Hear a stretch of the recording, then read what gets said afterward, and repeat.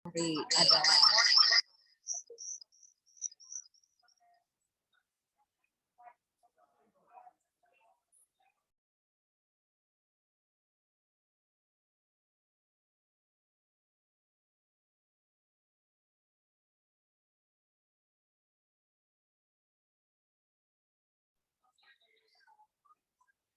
Oke, Assalamualaikum warahmatullahi wabarakatuh. Selamat sore, salam kebebasan, salam sehat, salam Nusantara, salam anti diskriminasi dan kekerasan seksual, salam HAM. Perkenalkan, saya Dida Tentriangke Mukhtar, Chief Editor Suara Kebebasan bersama Managing Editor baru kami, Galang Taufani, dan juga kontributor Suara Kebebasan, ada Samuela Kristi dan Renaldia di Surya. Terima kasih atas kehadiran teman-teman dan juga khususnya peneliti bidang hukum di Indonesian Institute, Camilla Febrinandes yang telah bersedia, dan ini adalah bagian dari kolaborasi Suara Kebebasan dan The Indonesian Institute, di mana saya juga ada di situ, untuk sama-sama mendorong pentingnya kebebasan berekspresi. Dan dalam kesempatan ini kita akan mengangkat soal polemik undang-undang ITE yang masih belum direvisi. Untuk teman-teman yang belum mengenal mengenai Suara Kebebasan, bisa cek di suarakebebasan.id. Tapi maaf kalau website kami masih bermasalah karena gedung cyber beberapa waktu lalu sempat terbakar, jadi akses di rumah webnya masih bermasalah.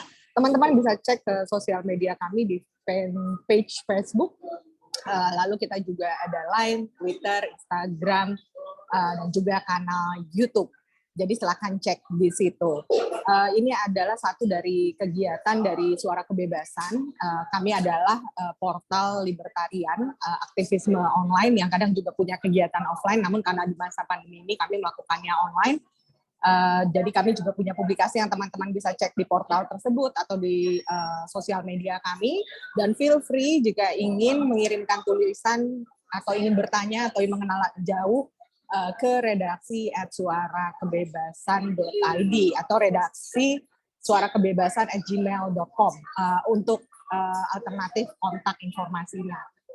Topik ini adalah satu dari banyak topik yang pada intinya adalah komitmen dan konsistensi Suara Kebebasan beserta jaringannya, termasuk Atlas Network dan jaringan di Indonesia, termasuk di Indonesian Institute, untuk mengusung gagasan kebebasan, khususnya terkait kebebasan berekspresi dan kepastian hukum. Lainnya kami juga punya kegiatan seperti kelas libertarian online karena masih masa pandemi. Lalu kita juga pernah punya Mises Bootcamp beberapa kali yang sifatnya offline, dan selain itu kita juga punya tulisan-tulisan yang merupakan kompilasi dan publikasi dari artikel-artikel yang sudah diposting di SK, atau tulisan-tulisan atau publikasi yang merupakan terjemahan dari buku-buku jaringan kami, termasuk Atlas Network, IEA, Islam Liberal Network, yang kami beberapa juga punya publikasinya secara hard copy maupun soft copy, dan semuanya gratis, bisa diakses di suarakebebasan.id. Nantinya rekaman dari Forum Kebebasan ini akan teman-teman dapat cek di kanal YouTube kami, dan juga threads-nya akan ada di Twitter @bebas.id. Tidak berpanjang-panjang, saya serahkan langsung kepada Galang untuk memandu diskusi ini. Selamat berdiskusi dan salam kebebasan. Silakan Galang. Oke, terima kasih Chief Editor Suara Kebebasan, yaitu Mbak Dinda. Assalamualaikum warahmatullahi wabarakatuh. Saya ucapkan selamat siang menjelang sore untuk teman-teman semuanya yang sudah bergabung di dalam diskusi webinar Forum Kebebasan. Tentu di awal tahun 2002 ini jadi hari yang sangat menyenangkan untuk bisa melakukan kembali 2022 Galang kayaknya. 2022, sorry, 2022. Ini saking barunya tahun ya. Silakan 2022. Sorry. Maksudnya 2022, sehingga khususnya untuk forum diskusi Forum Kebebasan ada di tengah-tengah teman-teman semuanya. Senang sekali saya juga bisa bergabung pada waktu ini juga. Tahun ini saya mulai bergabung sebagai Managing Editor di Suara Kebebasan. Teman-teman semuanya, seperti yang sudah teman-teman ketahui, pada hari ini kita akan mengetengahkan satu diskusi yang berjudul kasus pelanggaran Undang-Undang ITE dan ancaman kebebasan berekspresi di Indonesia. Seperti yang sudah kita ketahui, eksistensi Undang-Undang ITE pasca tahun 2008 setelah diterbitkannya Undang-Undang ITE versi pertama, kemudian dilakukan revisi pada tahun 2016, selalu memantik pro dan kontra di tengah-tengah kita semua. Pertama lahir saja sudah banyak melahirkan pro dan kontra, kemudian setelah lahir direvisi dalam rangka untuk diperbaiki, alih-alih persoalan menjadi solved, gitu, bisa diselesaikan, tapi kok nampaknya terus menjadi wacana yang seolah-olah tidak selesai untuk didiskusikan gitu. Oleh karena itu pada hari ini Suara Kebebasan mencoba untuk terus mengeksplorasi persoalan-persoalan itu. Pada tahun 2021 kita sudah menyelenggarakan satu diskusi yaitu yang berjudul revisi Undang-Undang ITE dan kebebasan berekspresi pada waktu itu. Maka pada tahun 2002 ini kita juga akan coba lakukan semacam lanjutan diskusi ya. Maka kita nanti juga banyak fokus membahas tentang isu-isu yang berkaitan dengan kasus pelanggaran Undang-Undang ITE. Dan senang sekali ya hari ini di tengah-tengah kita semua ada Mas Hemi. Teman-teman semua bisa menyimak nanti apa yang akan disampaikan oleh Mas Hemi. Beliau adalah Mas Hemi Lafor Febrinandes. Beliau adalah peneliti bidang hukum gitu ya Mas ya, di The Indonesian Institute Center for Public Policy Research ya. Dan tentu kita akan mendengarkan banyak sekali semacam gagasan-gagasan baru saya kira soal Undang-Undang ITE ini nanti, karena juga saya dengar-dengar dan menyimak apa yang sudah disampaikan dalam beberapa komentar-komentar yang bisa kita lihat di media, khususnya termasuk komentarnya Mas Hemi ya, itu kan juga karena tahun 2002 ini konon sudah masuk prolegnas ya, dan kita lihat saja nanti gimana. Mungkin nanti Mas Hemi akan lebih banyak bisa menjelaskan di tengah-tengah kita semua. Saya kira nggak perlu panjang lebar. Mas Hemi, the time is yours. Baiklah, terima kasih Mas Galan atas waktunya dan terima kasih untuk kawan-kawan SK yang sudah mengundang saya. Mungkin kalau saya cek ini adalah forum kebebasan yang pertama ya tahun 2022. Jadi merasa tersanjung bisa menjadi pemantik diskusi untuk tahun baru ini. Perkenalkan lagi, nama saya Hemi Lafor Ferdinandes. Silakan panggil saya Hemi atau Lavo. Saya peneliti bidang hukum di The Indonesian Institute. Nah, The Indonesian Institute ini merupakan sebuah lembaga kajian kebijakan publik yang dimana kami memiliki beberapa publikasi rutin yang seperti yang bisa kawan-kawan akses melalui kanal website kami di theindonesianinstitute.com. Di sana ada update Indonesia bulanan, lalu kemudian ada wacana yang mingguan, dan untuk tahunan kami ada yang namanya Indonesian Report. Nah, semuanya dapat kawan-kawan akses secara gratis melalui kanal website kami. Jadi saya izin untuk sedikit memantik diskusi pada sore hari ini, di mana kita akan sedikit banyaknya kembali membahas tentang kelindan persoalan yang ada di dalam Undang-Undang ITE. Dan hal tersebut akan kita kaitkan dengan bagaimana represi terhadap kebebasan berekspresi masyarakat di ruang digital. Seperti yang telah dihantarkan oleh Mas Galang sebelumnya, bahwa Undang-Undang ITE ini pasca disahkan pada tahun 2008 itu telah banyak sekali memakan korban. Dan sayangnya, korban yang berjatuhan tersebut bukan melakukan tindakan-tindakan yang sebenarnya menjadi tujuan awal pembentukan Undang-Undang ITE. ketika kita merunut kepada naskah akademik, di sana terdapat apa saja hal yang menjadi tujuan awal pembentukan Undang-Undang ITE. Dari namanya saja kan informasi dan transaksi elektronik. Pada awalnya undang-undang ini ditujukan untuk memberikan perlindungan kepada masyarakat yang akan melakukan transaksi elektronik, baik itu perdagangan, perlindungan e-commerce, dan juga terdapat pasal untuk melakukan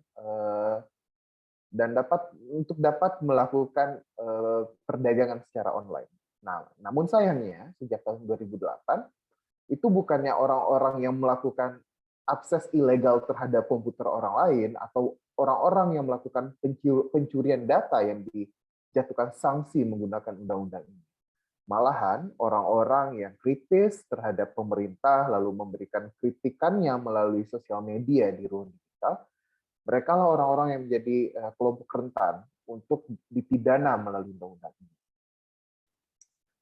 Ketika kita mencoba untuk melihat siapa saja sih orang-orang yang pernah menjadi korban undang-undang ITE, itu deretannya banyak sekali. Datanya mungkin akan kita lihat secara statistik, tapi saya ingin memberikan gambaran tentang setidaknya dua bentuk kasus dalam undang-undang ITE yang saya klaim atau saya lihat itu merupakan bentuk kegagalan dari keberadaan undang-undang ITE ini. Nah, yang terbaru adalah kasus dari Stella Monica, seorang konsumen klinik kecantikan di Surabaya yang dilaporkan oleh sebuah salon karena dalam tanda kutip mengkritik salon tersebut ketika dia mengalami kerugian secara fisik pasca mendapatkan perawatan. Dan sayangnya, salon klinik kecantikan tersebut malah melaporkan Stella karena menganggap dia telah melakukan pencemaran nama baik dan menimbulkan kerugian bagi klinik tersebut. Padahal ketika kita runut, Stella Monica sebagai seorang konsumen, dia memiliki hak perlindungan atas setiap hal yang didapatkannya dari salon klinik kecantikan ini. Tetapi dengan keberadaan pasal-pasal multitafsir di dalam Undang-Undang ITE seperti pasal 27 ayat 3 tentang pencemaran nama baik, malahan si konsumen yang dijatuhkan sanksi akibat kerugian yang dialaminya. Ini kan sebenarnya merupakan salah satu Stella membagikan keresahannya melalui sosial media.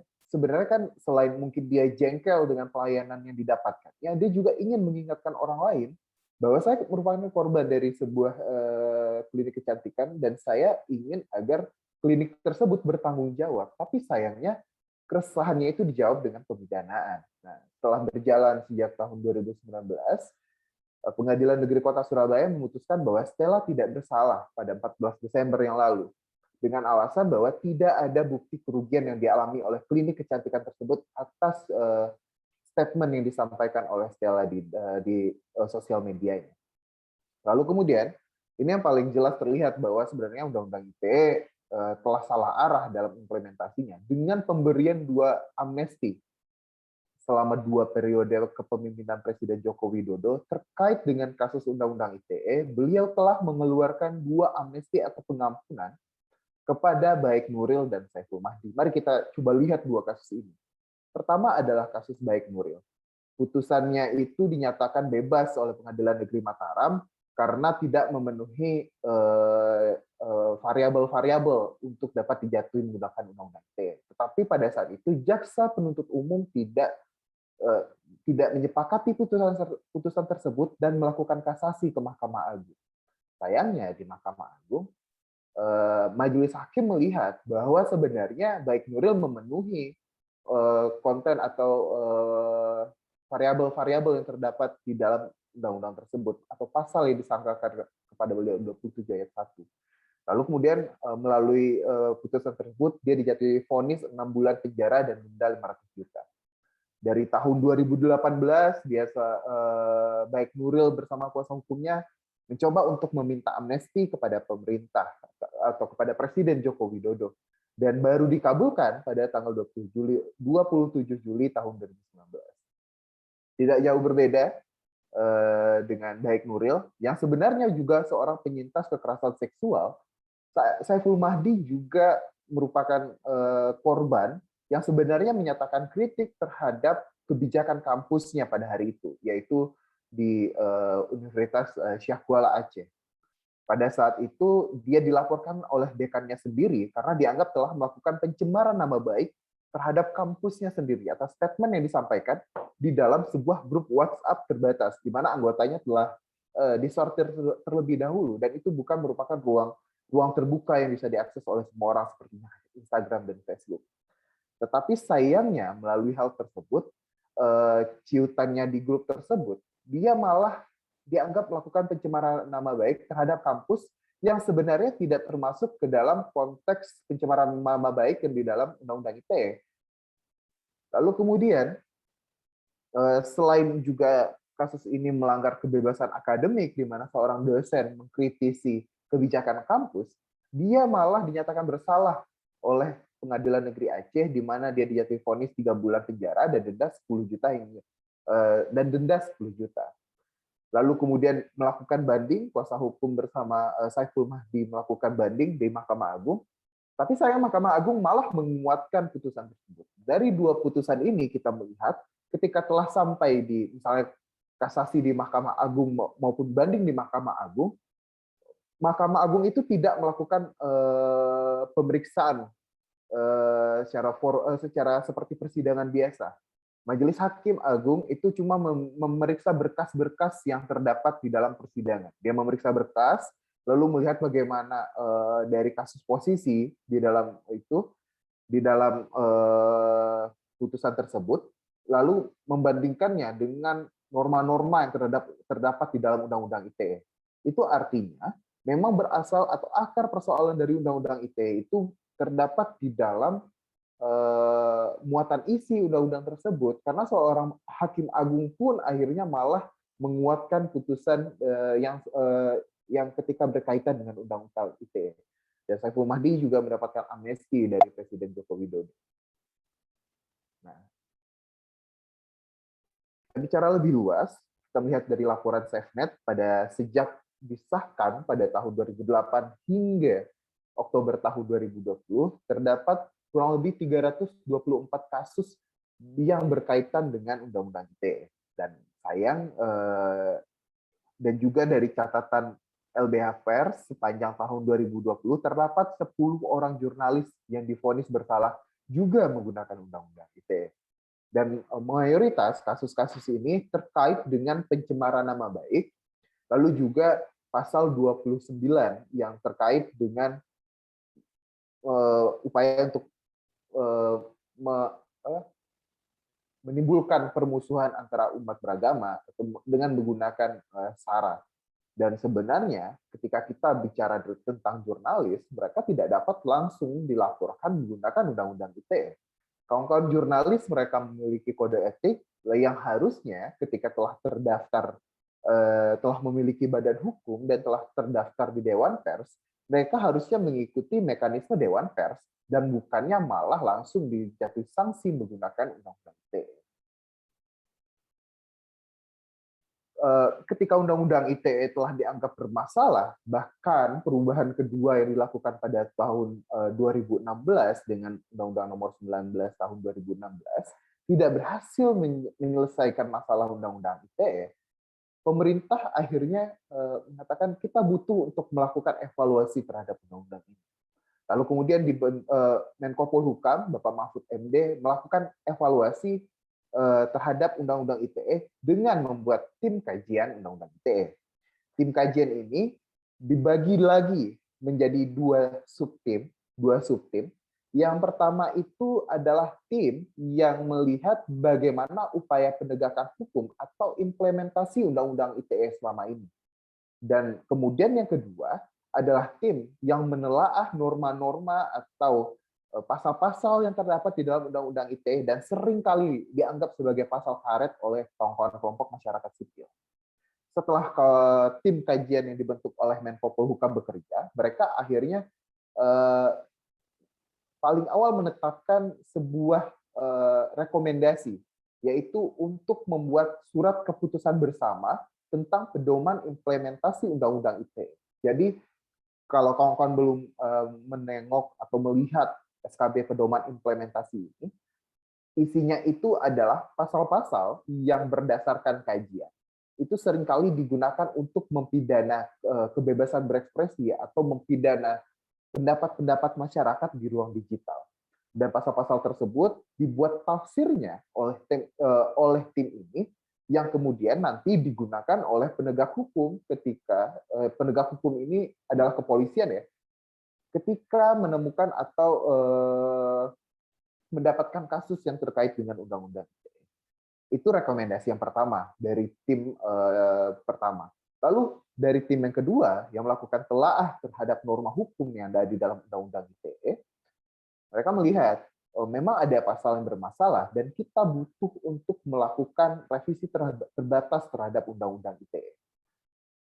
Namun ini bukan menjadi sesuatu yang dapat dilakukan secara cepat dan sesegera mungkin, karena mereka menganggap, pemerintah menganggap bahwa yang menjadi persoalan dalam undang-undang ITE selama ini terkait dengan implementasinya. Kepolisian yang masyarakat yang seringkali melakukan pelaporan atas segala tindakan yang dilakukan oleh orang lain di ruang digital yang dianggap mencemarkan nama baik dia atau dianggap akan berpotensi menimbulkan keonaran atau kericuhan di dalam masyarakat, lalu kemudian aparat penegak hukum yang sedikit banyaknya tidak menggunakan perspektif HAM dalam mengatasi persoalan yang terkait dengan undang-undang ITE. Jadi revisi bukan menjadi pilihan pertama. Kita coba dulu dengan menggunakan SKB, surat keputusan bersama antara Kominfo, kepolisian, dan kejaksaan. Nah, tapi sayangnya, ketika sejak pertama kali disahkan pada sekitar bulan Juli atau Juni tahun 2021, itu tidak terlihat penggunaan SKB secara konkret di dalam upaya penegakan hukum yang dilakukan oleh kepolisian. SKB tafsir implementasi Undang-Undang ITE sama sekali tidak menyelesaikan persoalan pemidanaan di ruang digital. Kawan-kawan mungkin ingat bagaimana beberapa orang kawan-kawan aktivis yang dilaporkan oleh seorang menteri, yaitu Luhut Binsar Panjaitan yang melaporkan Haris Azhar, lalu kemudian juga Fathia, atas statement yang disampaikannya di sebuah video YouTube yang mengkritisi Bapak Luhut Binsar Panjaitan dengan menggunakan dasar riset dan kajian yang dilakukan oleh Kontras. Lalu kemudian mereka dilaporkan dengan delik pencemaran nama baik, padahal sebenarnya ketika benar-benar Bapak Luhut tidak bisa membantah statement-statement tersebut, ya kajian diadu dengan kajian. Sayangnya mindset yang digunakan adalah kajian dibalas dengan laporan. Ini kan sesuatu yang keliru dan memberikan contoh yang tidak baik kepada masyarakat. Harusnya pihak pemerintah mampu untuk bersikap bijak dalam menanggapi kritik dari masyarakat dan bukan menggunakan atau membalasnya dengan upaya untuk melakukan pemindanaan terhadap masyarakatnya sendiri.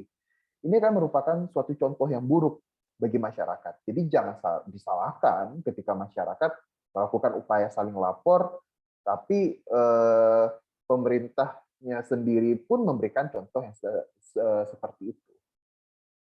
Kalau dari catatan Amnesty International Indonesia, sepanjang tahun 2021, itu terdapat 84 kasus pelanggaran kebebasan berekspresi dengan total 98 korban yang menggunakan Undang-Undang ITE.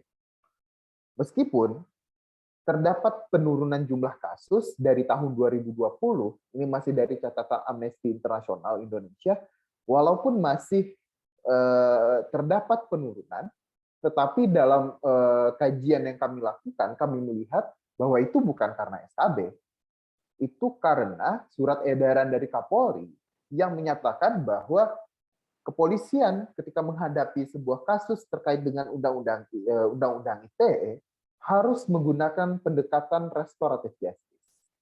Secara sederhana, restoratif justice ini merupakan sebuah alternatif penegakan hukum yang tidak menggunakan cara-cara normatif dengan cara menjatuhkan sanksi-sanksi berdasarkan KUHP atau berdasarkan Undang-Undang ITE, tetapi lebih kepada mempertemukan para pihak, lalu kemudian juga mengundang masyarakat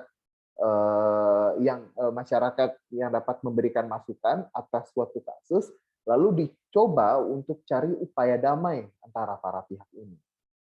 Dan berdasarkan statement kepolisian pada sepanjang tahun 2021, surat edaran Polri Kapolri nomor 2 tahun nomor 2/11 tahun 2021 ini itu sebenarnya lebih dahulu keluar daripada SKB tafsir implementasi Undang-Undang ITE.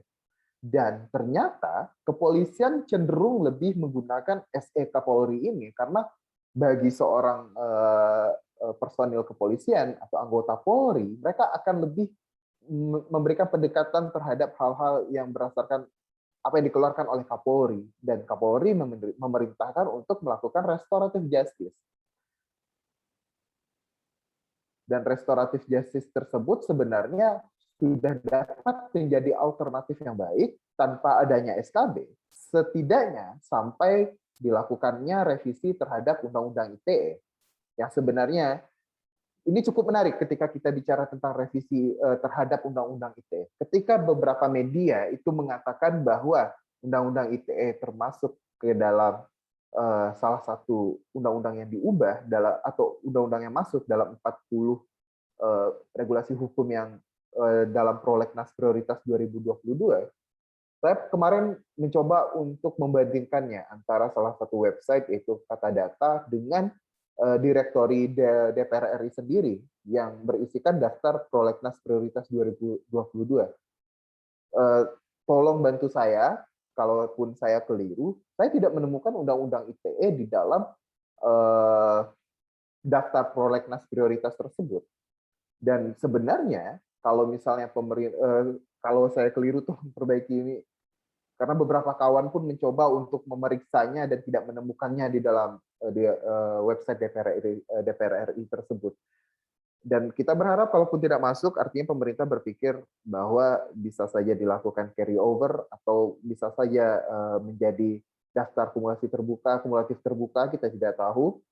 Tapi kalau memang pemerintah yang selama ini mendorong untuk dilakukannya revisi terhadap Undang-Undang ITE, harusnya memperlihatkannya dengan memberikan atau memberitahukan kepada masyarakat, karena walaupun Presiden Joko Widodo telah mengirimkan surat presiden kepada DPR untuk melakukan perubahan kedua terhadap Undang-Undang ITE,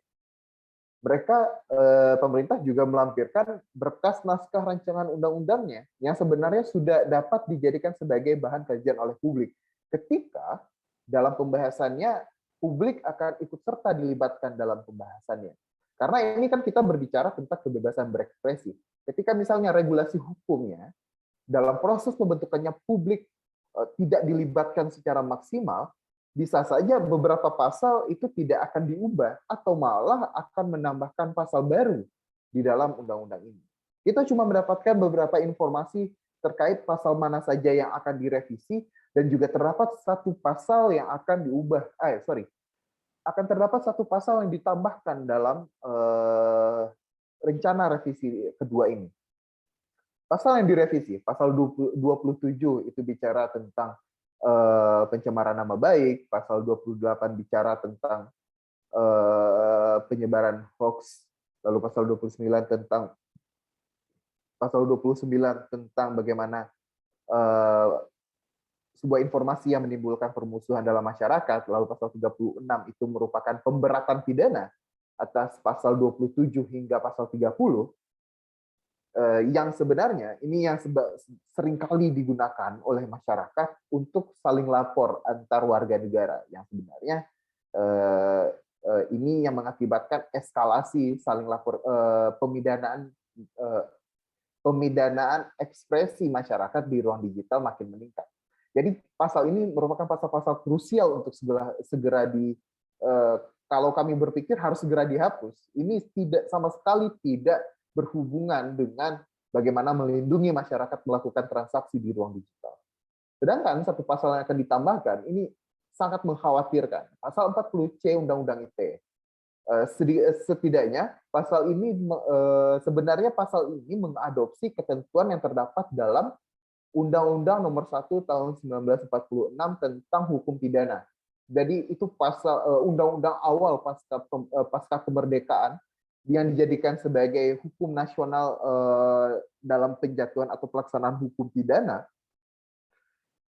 bayangkanlah pasca kemerdekaan, masyarakat memang diupayakan untuk tertib agar pemerintahan yang baru lahir ini dapat berjalan dengan baik.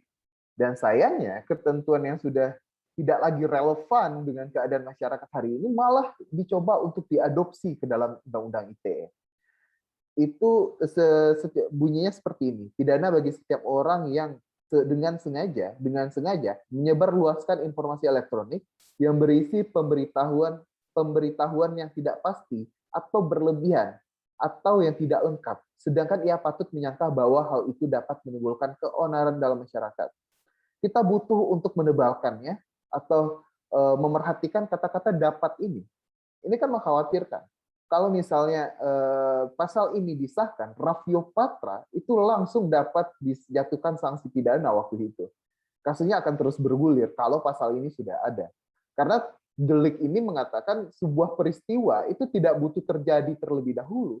Ketika penegak hukum melihat adanya potensi, adanya keonaran atau kericuhan atas misalnya status Facebook, status foto di Instagram, ataupun sebuah tweet di Twitter yang dinyatakan ini dapat menimbulkan keonaran di dalam masyarakat, tongkon bisa saja dijatuhi pidana dengan pasal ini. Jadi makin menyempitnya ruang kebebasan berekspresi masyarakat di ruang digital ketika pemerintah sebenarnya hanya menjadikan kata-kata untuk melakukan revisi terhadap Undang-Undang ITE itu hanya menjadi sebuah semacam pemanis bibir atau lip service kepada masyarakat. Jika sudut pandang yang digunakan itu bukan sudut pandang pemberian perlindungan kepada masyarakat. Jika pemerintah tetap mempertahankan sudut pandang mengatur masyarakat dengan sangat ketat di ruang digital, itu sebenarnya merupakan sebuah kekeliruan. Ketika misalnya pemerintah ingin membuat ruang digital yang dalam tanda kutip ya beretika, beradab, dan penuh dengan sopan santun, hukum pidana itu bukan merupakan pilihan utama untuk dilakukan. Menurut pandangan kami, hal yang harus dilakukan oleh pemerintah adalah membuat sebuah pendidikan yang konkret tentang bagaimana caranya bermedia sosial yang tidak menyinggung. Saya tidak ingin menggunakan statement seperti ini. Pemerintah seringkali membuat program tentang bagaimana cara bermedia sosial yang beretika dan bermedia sosial yang beretika. Sayangnya, ketika itu dilakukan, kenapa pemerintah tidak membuat pedoman tentang bagaimana sih caranya bermedia sosial tanpa menyinggung orang lain, seperti pencemaran nama baik dan yang lainnya. Dan berdasarkan hal tersebut, ini terakhir, rekomendasi yang kami tawarkan adalah pertama, ketika pemerintah melakukan perubahan kedua terhadap Undang-Undang ITE, harap dilakukan kolaborasi yang baik, bagaimana masyarakat dapat ikut berpartisipasi dalam pembahasannya, dan bukan hanya sebagai formalitas dengan mengatakan kami sudah melibatkan partisipasi masyarakat yang orang-orangnya sudah dipilih oleh mereka yang sepakat dengan penambahan pasal-pasal multitafsir tersebut, dan diharapkan Undang-Undang ITE dikembalikanlah ke jalurnya, ke tujuan awal pembentukannya. Lalu kemudian yang kedua, itu mengembalikan pembentukannya. Lalu kemudian yang ketiga, SKB tafsir implementasi Undang-Undang ITE ini bukan jawaban atas persoalan terkekangnya kebebasan berekspresi masyarakat di ruang digital. Ketika kita melihat proses penegakan hukum dan implementasi Undang-Undang ITE, kepolisian lebih menggunakan pendekatan restoratif justice, mencoba untuk mendamaikan kedua belah pihak. Jadi yang diperlukan adalah bagaimana membuat sebuah aparat penegak hukum yang memiliki pandangan atau perspektif HAM yang baik dan dapat mengimplementasikan Undang-Undang ITE agar tidak malah mengekang kebebasan berekspresi masyarakat. Jangan sampai kepolisian lebih banyak menangkapi orang-orang yang membuat mural yang viral di media sosial ketimbang menangkap orang-orang atau mengusut kasus orang-orang yang melakukan pencurian data pribadi menjadi korban pinjaman online, yang sebenarnya itulah tujuan awal pembentukan Undang-Undang ITE. Mungkin sekian sebagai pengantar dalam diskusi kita pada sore hari ini. Mohon maaf atau pengantarnya kepanjangan, semoga kita bisa berdiskusi lebih panjang lah dalam tahap berikutnya. Terima kasih kawan-kawan, dikembalikan Mas Galang. Ya, terima kasih Mas Emi. Senang sekali mendengarkan apa yang disampaikan Mas Emi tadi. Itu sebetulnya bisa kita underline itu rekomendasinya itu yang terakhir itu, bahwa memang kelihatannya kita perlu nggak sih, maksudnya kita perlu untuk menegasikan atau menghapus lah ya begitu pasal-pasal tafsir gitu. Karena begini, yang sekarang ya mungkin itu yang menjadi masalah sejak tahun 2008 ya. Yang menjadi masalah itu kan tadi kan yang disebutin sama Mas Hemi itu yang berhubungan sama pasal 27 ya, 28 dan 29 kan. Terus ditambah pasal-pasal pidana yang 46 dan seterusnya ya. 36 juga tadi ya itu. Ya itu kan berarti kan terus kemudian itu kan berarti kan yang menjadi tantangan juga sebetulnya kalau misalnya pasal-pasal yang multitafsir itu gimana gitu loh. Kalau itu nanti mungkin bisa ditambah itu Mas. Kira-kira prediksinya gimana itu kalau misalnya benar-benar tahun 2002 itu nanti ada revisi. Karena katanya sih itu kan pasal multitafsir sejak tahun 2008. Bahkan setelah tahun 2008 sebelum direvisi itu konon sudah banyak loh uji material di Mahkamah Konstitusi kan terhadap para pasal-pasal itu gitu, dan itu dilakukan oleh teman-teman civil society. Kita tahu betul itu banyak pasal-pasal, tapi ya mungkin Mas Hemi kan sebagai orang hukum pasti juga bisa mendapatkan perspektif juga ya, misalnya secara di dalam Mahkamah Konstitusi bagaimana semua mental itu putusan-putusan yang diuji di Mahkamah Konstitusi itu, atau mungkin nggak tahu ya nanti gimana ya, tapi itu mungkin bisa jadi satu yang bisa di highlight Mas mungkin.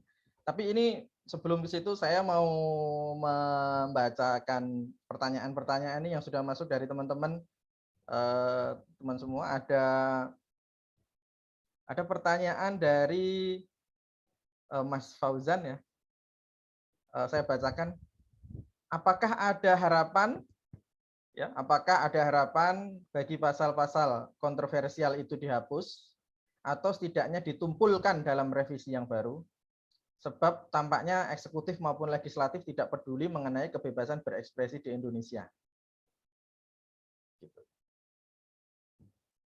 Mungkin itu dulu Mas pertanyaannya yang mungkin bisa direspon nanti sembari teman-teman yang lainnya nanti kita kasih kesempatan juga untuk berdiskusi. Mungkin nanti juga teman-teman yang lain boleh juga barangkali kita santai aja, kita diskusi bareng-bareng. Nanti Mas Hemi barangkali teman-teman juga mau respon. Jadi kita biar kaya nih wacananya, diskusi kita. Mungkin itu dulu dari Mas Fauzan ini. Oke, suaraku kedengeran ya? Terima kasih Mas Galang. Memang lebih serunya kalau kita misalnya dialog, jadi take and give kan ketika kita berdiskusi. Dan terima kasih buat Mas Fauzan buat pertanyaannya. Ini gimana ya? Ketika saya mencoba untuk menitipkan pesan yang pesimis, ketika saya seperti pandangan Mas Fauzan, legislatif dan eksekutif tidak terlalu memikirkan tentang bagaimana kebebasan berekspresi masyarakat. Malahan karena kepentingan politik dan dengan alasan ketertiban publik, menggunakan pasal-pasal tersebut untuk melakukan pembungkaman dan juga melakukan tindakan represif. Dan tindakan represif tersebut tidak hanya ada di ruang nyata, bahkan di ruang digital. Siapa tahu kawan-kawan di sini sudah ada yang dapat surat cinta dari cyberpolis kepolisian, yang sebenarnya juga menjadi ancaman tersendiri bagi kebebasan kita di ruang digital. Nah, untuk menjawab pertanyaan Mas Fauzan, saya ingin sedikit konsep teori hukum sedikit lah. Sebenarnya dengan memasukkan unsur pidana di dalam Undang-Undang ITE, ketika kita melihatnya menggunakan perspektif dari Prof. Andi Hamzah melihat bahwa hukum pidana itu tidak hanya cuma terdapat di dalam 10 undang-undang di luar KUHP. KUHP Kitab Undang-Undang Hukum Pidana. Hanya ada 10 undang-undang. Di antaranya itu adalah Undang-Undang Terorisme, Undang-Undang Tindak Pidana Korupsi, dan juga Undang-Undang Terorisme, Tindak Pidana Korupsi, pencucian uang, dan ada 8 lagi saya lupa. Dan Undang-Undang ITE tidak termasuk dalam Undang-Undang Pidana di luar KUHP. Tapi beliau juga menjelaskan bahwa ketika sebuah undang-undang yang bukan hukum pidana atau undang-undang pidana memuat sanksi pidana, itu artinya dia menjadi sebuah apa ya bahasanya, administratif penal law. Jadi dia itu undang-undang administratif, dia hanya mengatur ketentuan yang bersifat administratif, tetapi dia juga memuat ketentuan sanksi pidana. Dan sanksi pidana sebenarnya tidak boleh lebih berat daripada sanksi-sanksi yang ada di dalam hukum pidana itu sendiri. Selain itu, sanksi pidana di dalam administratif penal law itu harus dijadikan sebagai sanksi terakhir, di mana sanksi yang lebih diutamakan adalah sanksi administratif seperti pencabutan izin, pembekuan Dewan Direksi Perusahaan, karena Undang-Undang ITE ini kan berbicara tentang bagaimana hubungan antara konsumen dengan antara perusahaan dengan konsumen, karena berbicara tentang e-commerce dan perdagangan. Dan sayangnya muncul pasal-pasal pidana ini dalam Undang-Undang ITE yang lebih sering digunakan, itu yang menjadi persoalan tersendiri. Nah, dalam pandangan kami, kita mencoba untuk mendorong agar pasal-pasal pidana di dalam Undang-Undang ITE kita kembalikan ke dalam KUHP. Mengapa demikian? Karena di dalam KUHP itu sebenarnya sudah terdapat ketentuan-ketentuan yang merupakan pasal multitafsir di dalam Undang-Undang ITE. Mengapa Undang-Undang ITE akhirnya lebih sering digunakan daripada KUHP? Karena Undang-Undang ITE tidak ada tafsir yang jelas, sedangkan KUHP itu pasal per pasal ada tafsir yang memperjelas ketentuan yang mengatur pasal tersebut. Contohnya, tentang pencemaran nama baik itu ada di dalam KUHP. Tentang pencurian data itu ada dalam KUHP. Apalagi? Sayangnya pasal-pasal yang berkaitan dengan menimbulkan keonaran di dalam masyarakat itu sudah dihapuskan di dalam KUHP. Seperti misalnya pasal tentang, ada satu pasal lagi yang ingin didorong, yaitu tentang penghinaan terhadap presiden, ingin dihidupkan lagi dalam KUHP. Lalu kemudian diperkuat ketika penghinaan tersebut, atau diperberat ketika penghinaan tersebut dilakukan di ruang digital, karena dianggap efeknya lebih meluas. Itu juga coba dihidupkan. Pasal-pasal kolonial yang sebenarnya sudah dihapuskan, itu kembali coba untuk dihidupkan, termasuk pasal tentang dapat menimbulkan keonaran tadi. Jadi kita mendorong agar pasal-pasal yang sebenarnya multitafsir karena tidak ada ketentuan yang jelas di dalam Undang-Undang ITE itu dipindahkan ke dalam KUHP. Jadi Undang-Undang ITE ini cuma dijadikan sebagai alat pengatur dalam melakukan transaksi, bukan pengatur ya, menjadi pelindung dalam melakukan transaksi elektronik. Nah, jadi tapi kan jadinya seperti ini. Kita kan cuma akhirnya mengalihkan permasalahan dari Undang-Undang A ke Undang-Undang B. Sebenarnya yang kita butuhkan adalah ketentuan seperti tafsir implementasi yang ada di dalam SKB. Jadi tidak tepat meletakkan penafsiran tersebut di dalam SKB. Harusnya itu diletakkan dalam penjelasan perubahan Undang-Undang ITE atau perubahan rancangan Undang-Undang KUHP.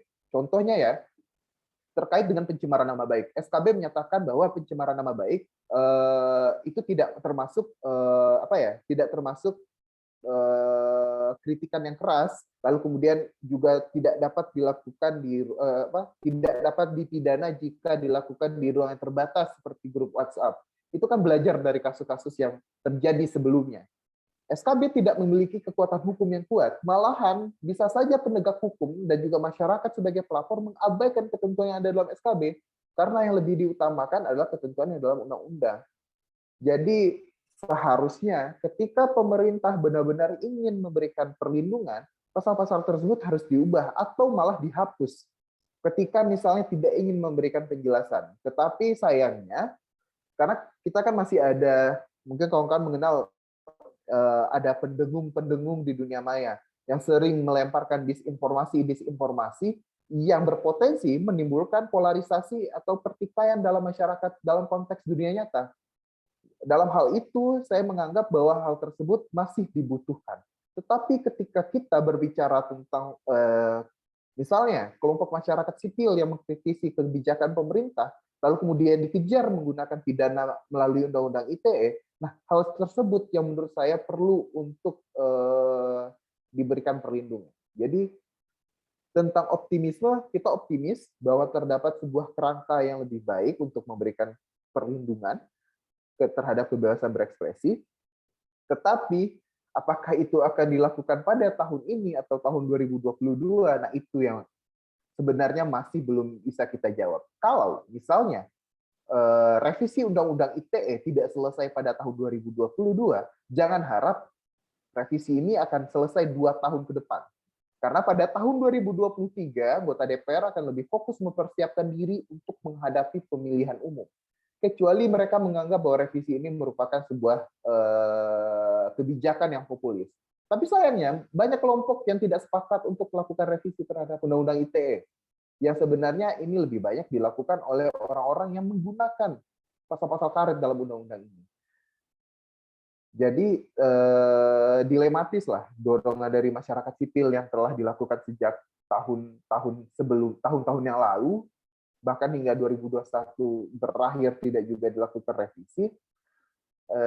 Political will akan makin redup ketika menghadapi tahun politik. Jadi yang bisa kita lakukan bersama adalah kembali menguatkan simpul massa untuk kembali mendorong agar revisi terhadap Undang-Undang ITE ini dilakukan. Sedikit menanggapi dari Mas Galang tadi, memang telah dilakukan banyak sekali peninjauan atau judicial review terhadap Undang-Undang ITE di Mahkamah Konstitusi. Kebetulan putusan-putusan Mahkamah Konstitusi juga kami jadikan salah satu variabel penelitian di penelitian dilakukan oleh The Indonesian Institute yang bersama dengan Atlas Network, itu membahas tentang mendorong kebebasan berekspresi di ruang digital di Indonesia. Kami melihat bahwa sebenarnya hakim konstitusi itu, ya kita harus melihat hakim konstitusi itu seringkali menggunakan kacamata kuda dalam melakukan perubahan terhadap dalam melakukan pemeriksaan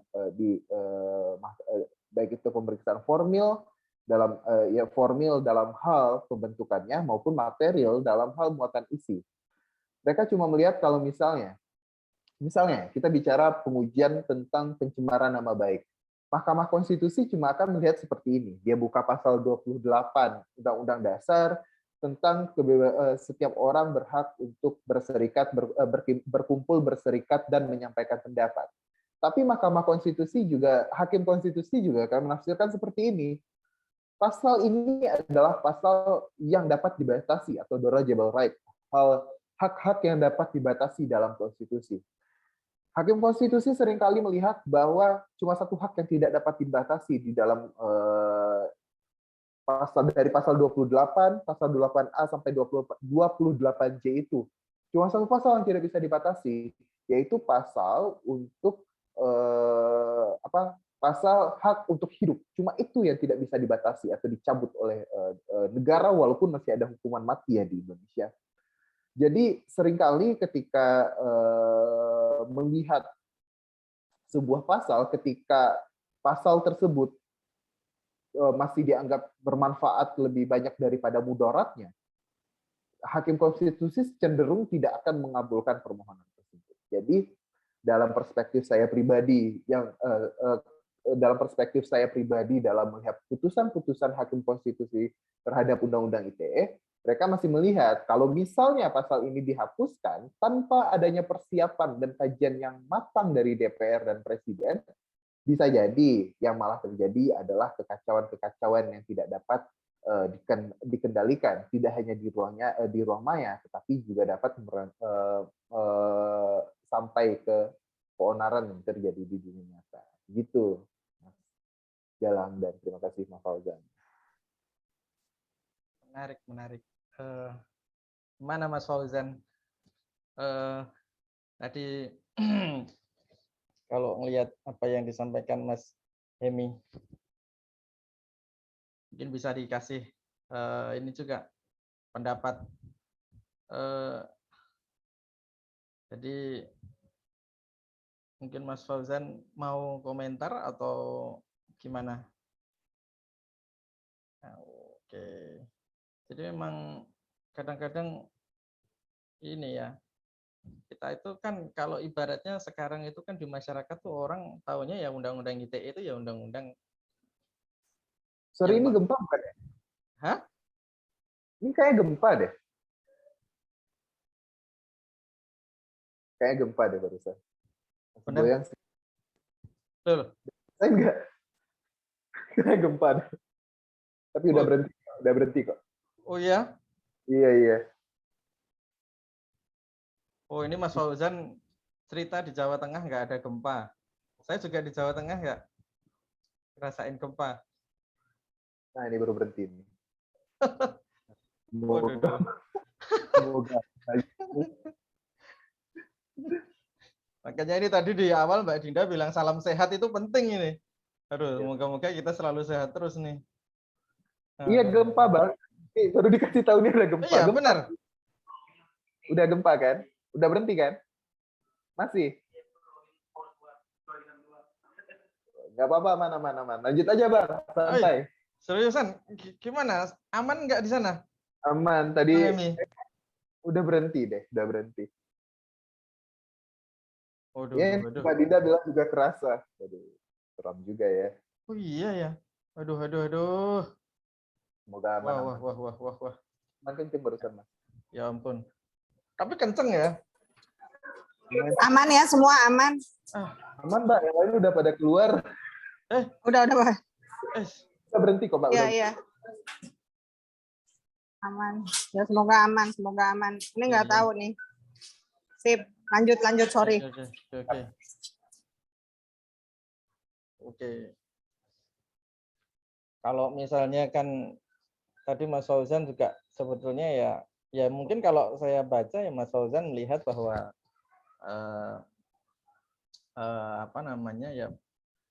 selalu ada kemungkinan bahwa memang pasal-pasal seperti itu bakal terus eksis atau bagaimana ya tadi kalau kita lihat komentarnya tadi. Oh ini Ray juga baru chat nih ada gempa. Tapi aman ya ini ya teman-teman semua ya. Okay. Semoga aman ya semua. Aman ya. Aduh, ini nih. Jadi kepikiran gimana itu nanti di sana. Tapi pada keluar enggak ini? Enggak apa-apa Mas ya di sana ya? Mbak. Apa udah aman kok Mas, sudah aman lagi. Oke, kita lanjutin aja ya kalau udah stabil. Demi kebebasan, Galang.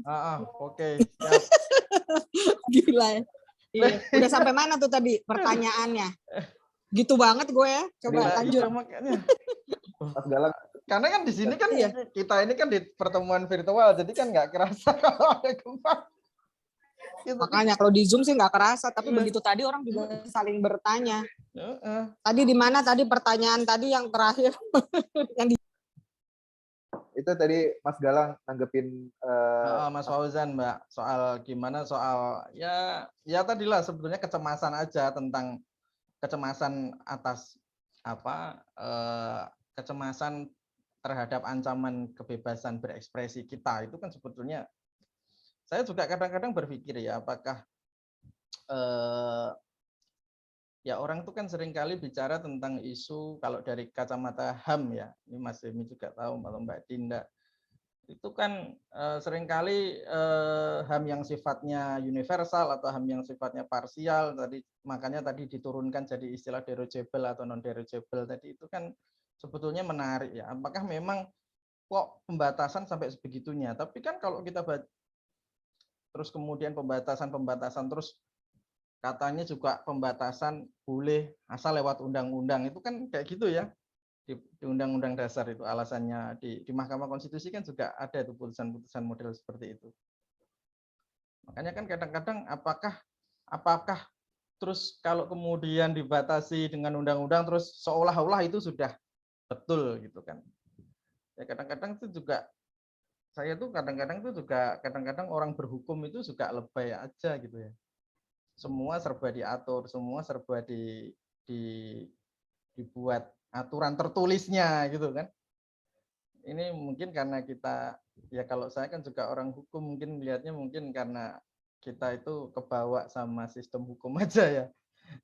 Tapi itu mungkin bisa ini nih teman-teman semua yang mungkin mau komentar ini soal gimana sebetulnya prinsip-prinsip kebebasan berekspresi ini. Ini yang sebetulnya perlu loh kita expose, karena kan ini kan kita misalnya tadi ada wacana soal berkaitan dengan apa namanya revisi. Tapi Undang-Undang ITE itu kan selalu pasti digambarkan selalu vis-a-vis gitu loh sama isu yang berkaitan dengan kebebasan berekspresi dan seterusnya ya. Nah ini mungkin bisa jadi apa ya, pancingan nih buat teman-teman, barangkali mungkin ada yang bisa mengekspos enggak tuh kira-kira bagaimana sih sebetulnya prinsip-prinsip kebebasan berekspresi yang bisa kita korek-korek nih kira-kira nanti sebetulnya biar landscape-nya tuh pas gitu loh kalau kita betul-betul mau memang merevisi Undang-Undang ITE. Tadi kan kalau Mas Hemi juga bilang malah kalau perlu dihapus saja itu juga sebetulnya betul kadang-kadang di satu sisi bisa jadi satu hal yang perlu loh. Kita itu kan kalau kita mungkin di hukum itu kan sebelum ada aturan positif itu kan itu Mas Hemi ya, Mas Hemi kan orang HTN kelihatan. Analisis kita lihat sebelum jadi undang-undang itu kan biasanya kan orang ngambil dari ini kan norma di masyarakat gitu atau nilai gitu kan, itu kan juga masa kita sejak awal, kalau saya nih orang hukum walaupun nggak ada hukum pun saya juga nggak akan semudah itu kok mencaci maki orang gitu kan, karena saya punya nilai misalnya apa ya di masyarakat tuh ajaran untuk ya menghormati orang lah, menyayangi orang, nggak boleh sembarangan gitulah, mencela gitu dan seterusnya. Itu kan tapi sebetulnya kan nggak ada hukum pun kan kita juga, tapi kan seolah-olah sekarang itu dikit-dikit harus hukum, dikit-dikit harus gimana nih teman-teman? Itu soal kebebasan berekspresi nih sebetulnya. Itu kayaknya bisa dijawab Hemi ya soal apa-apa diatur hukum, karena kan libertarianisme itu juga sebenarnya kita menjunjung tinggi penegakan hukum ya, jadi salah kalau bilang prinsip libertarian itu bablas, karena basically bahkan Mill kan juga bilang, Locke juga bilang semua itu ada batasan, kebebasan kita berbatasan dengan kebebasan orang lain. Saya mungkin tidak akan menjawab yang tadi soal prinsip-prinsip ya, ini Fauzan juga lagi ngomong nih soal Saragossa dan segala macam. Mungkin nanti Fauzan bisa share dan Hemi bisa share dari kerangka hukum, karena memang secara universal kan aturannya memang adalah HAM itu bisa dibatasi oleh undang-undang atau putusan pengadilan gitu. Saya malah tertarik sebenarnya nanti mungkin Renaldi nih yang kebetulan tulisannya baru diupload Galang ya hari ini membahas soal intoleransi dan toleransi. Nah itu menarik tuh Hem, kita tuh ada di sisi mana, karena ada pemikir seperti Nozick juga, seperti juga Popper gitu, yang tapi intinya kalau Nozick kan lebih kayak mau intoleran atau toleran ya dia tetap harus diberikan ruang kan untuk kebebasan berekspresi, tapi di ruang mana jangan sampai kebebasan itu juga malah membahayakan kebebasan orang lain. Ini menarik sekali sebenarnya perdebatan ini. Jangan ketika kita klaim kita toleran, ternyata kita tidak toleran terhadap orang lain. Dan tulisannya Ray itu memang bilang being a tolerant person atau intolerant itu kadang-kadang political position juga ya. Dan itu jadi akhirnya tidak objektif juga gitu, dan tergantung siapa yang berkuasa dan siapa yang mengatakan. Nah mungkin Hemi bisa menjelaskan juga nih, terutama tadi soal apa-apa diatur hukum. Kalau kita kan karena ada hak yang bisa dibatasi ya sebenarnya kan, atas beberapa ketentuan, dan juga ada hak yang memang tidak bisa gitu dilanggar oleh negara. Silakan nih Galang nih, makin ramai nih. Iya. Oke Mas Helmi. Mas Hemi, menarik nih tadi yang disampaikan Mbak Dinda. Nanti juga habis ini Bro Ray mungkin bisa komentar tadi pancingannya tadi. Udah.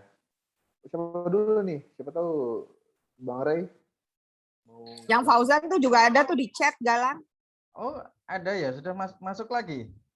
Mungkin bisa tuh Mas Fauzan ngasih konteksnya dulu deh pertanyaannya. Oh, coba sebentar, saya baca juga nih. Ini ada Mas Fauzan juga nih. Bagaimana dengan prinsip Saragossa, Pak? Mengenai prinsip-prinsip yang boleh dipakai untuk kebebasan berekspresi. Konsekuensi negara hukum atau rule of law ya begitu. Gitu. Ya rule of law kalau ini gimana? Ini menarik. Mungkin pertanyaannya agak satu garis ya, agak sewarna. Karena saya cuma mau jawabnya kayak gini. Kalau misalnya kita, apalagi dengan menggunakan sudut pandang libertarian yang juga menjunjung tinggi supremasi hukum, kita sebenarnya juga cuma cukup melihat seperti ini. Prof. Mahfud itu kan pernah dalam bukunya Politik Hukum bicara tentang produk hukum yang represif dan produk hukum yang progresif. Dari produk hukum sebuah negara, kita bisa melihat tipologi dari negara tersebut. Apakah negara itu adalah negara yang demokratis atau sebuah negara yang otoritarian? Kalau sebuah negara yang demokratis, dia itu akan menelurkan produk-produk hukum yang lebih progresif, lalu kemudian juga menjunjung tinggi hak asasi manusia, dan juga memberikan supremasi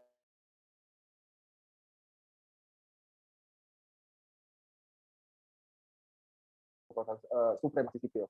Sedangkan sebuah negara yang otoritarian, dia akan cenderung mengeluarkan produk-produk hukum atau undang-undang yang bersifat represif. Represif dalam hal ini berbicara tentang pengentangan kebebasan berekspresi, lalu dengan mudahnya memenjarakan masyarakat atas tindakan-tindakan yang mengkritik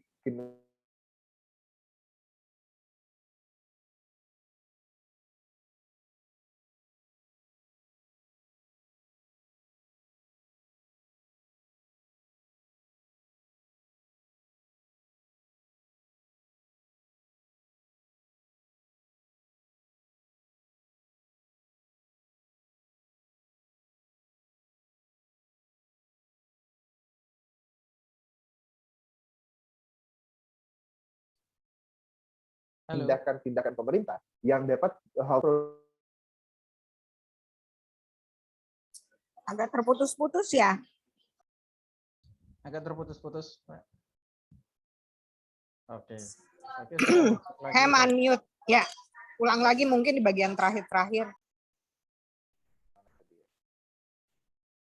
Nah, kita mau melihat nih. Kita mau melihat apakah Indonesia ini merupakan negara yang memiliki produk hukum progresif atau malah menggunakan produk hukum yang represif. Dan kalau kita menjadikan Undang-Undang ITE sebagai salah satu variabel penilai, ya dapat dikatakan bahwa kita sedikit lagi jatuh kepada sebuah negara yang otoriter.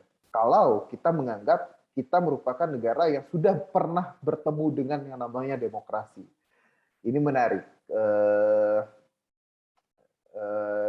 Jadi ada beberapa pandangan yang melihat bahwa kita sebagai negara Indonesia jangan bicara dulu tentang illiberalism demokrasi gitu. Sedangkan kita kita dianggap belum pernah bertemu yang namanya demokrasi tersebut. Jadi pertanyaannya, apakah produk-produk hukum yang hadir hari ini memang hanya digunakan atau political will pembentuk undang-undang itu hanya untuk mempertahankan kekuasaan dalam pemerintahan dan merepresi setiap kebebasan berekspresi yang dimiliki oleh masyarakat.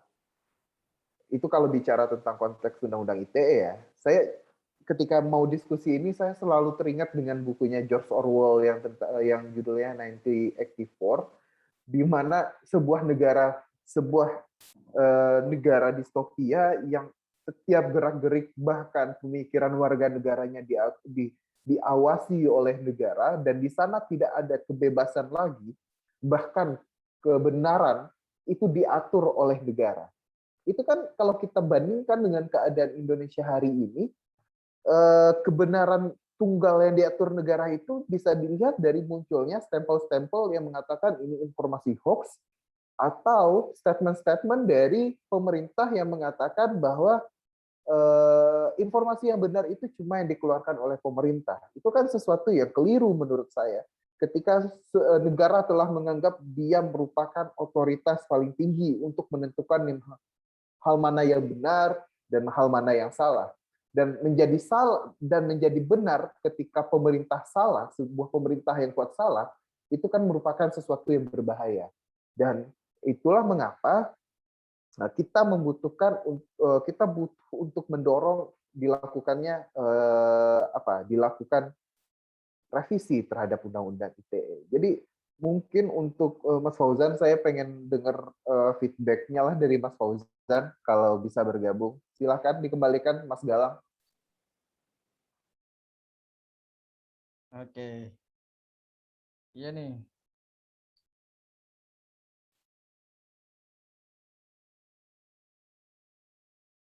Oke, mungkin Mas Fauzan mau ada feedback, itu menarik sebetulnya itu tadi. Tapi memang kalau ya memang kita itu kan memang posisinya kan ya memang serba tarik ulur sih sebetulnya kalau undang-undang ITE itu. Ya makanya kan selalu positioningnya kan itu pasti ya pro kontra gitu kan. Makanya kadang-kadang maka kita tuh kadang-kadang bingungnya di situ ya. Ya kita di satu sisi, tapi kan memang kalau prinsip-prinsip ya misalnya kayak penghormatan hak asasi manusia dan seterusnya itu kan jelas banget gitu.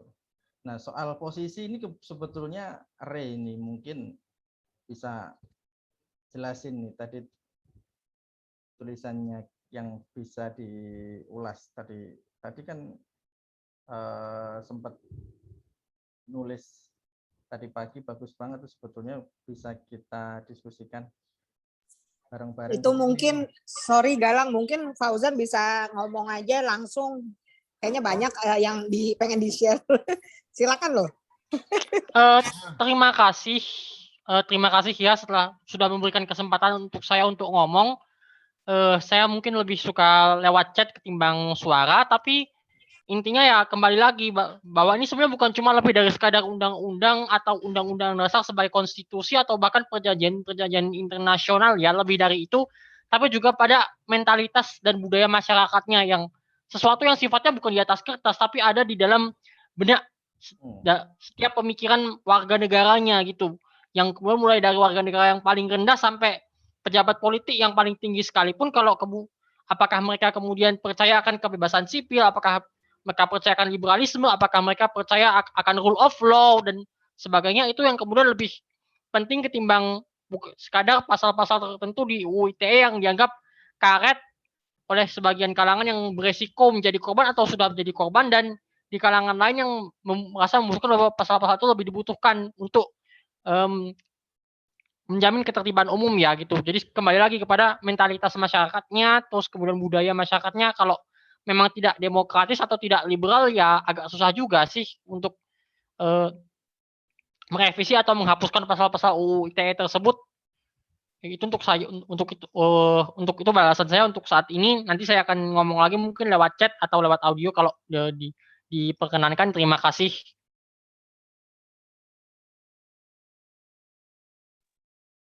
Thank you Mas Fauzan. oh mungkin ini perspektif sosiologis ya, itu bagus banget sih sebetulnya kalau kita bicara mentalitas juga gitu. Tapi memang kalau itu berarti kan mungkin bisa saya simpulin juga gitu loh.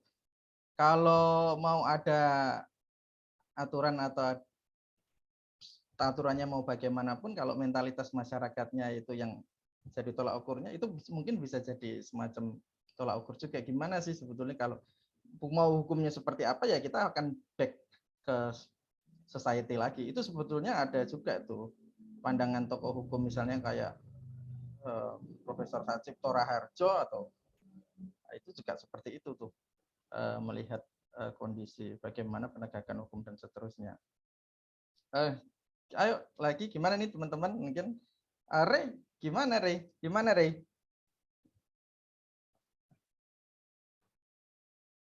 bisa cerita lagi nggak Rey yang tadi soal tulisannya tadi pagi mungkin bisa ini mungkin di sini juga ada teman-teman yang lain mungkin barangkali mau join session juga ada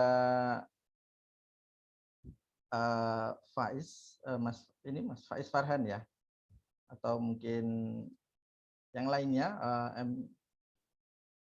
M Yusran Laitupa. Ini kelihatannya Ray kayaknya lagi bikin berita ini ya.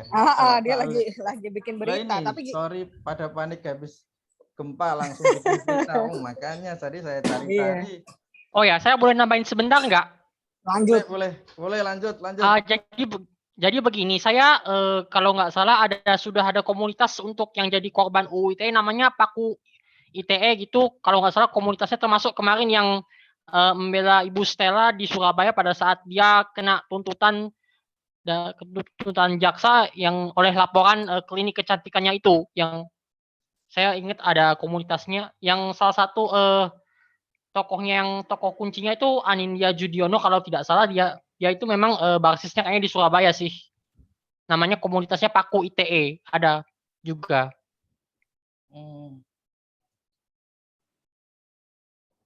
Ya, mau nambahin juga dari Mas Fauzan tadi. Jadi paguyuban korban Undang-Undang ITE ini juga menjadi salah satu pihak yang dimintai masukan oleh tim kajian atau tim evaluasi Undang-Undang ITE yang dibentuk oleh Menko Polhukam.